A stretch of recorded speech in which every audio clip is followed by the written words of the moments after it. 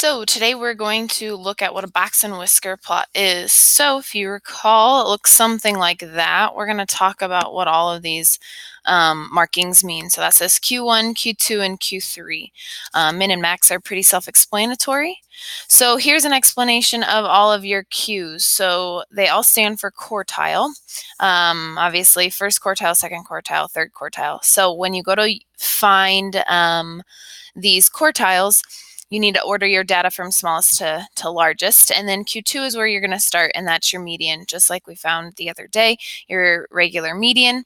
Once you find your median, now you have a lower half of data and a higher or an upper half of data. So Q1, you're going to take that lower half of the data and find the median of it. Q3, or your third quartile, is the median of the upper half of that data.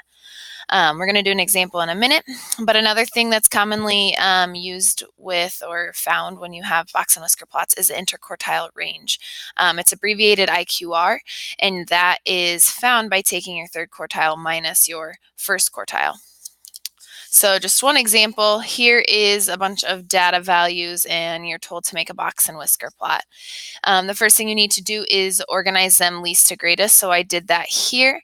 And then there's 5 pieces of information when you go to make a box and whisker plot. You have your min and your max, which are easy things, and then your 3 quartiles. So here's your min and your max, and then your median will be your second quartile. So if I go and cross data values out, there's that one, cross those out.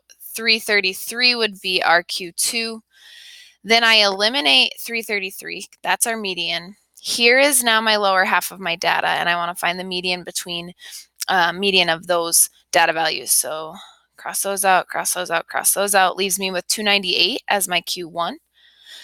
And then look at my upper half of data. Again, it's anything higher than 333. So I'd cross those out, those out, those out. It leaves us with 511 as your third quartile.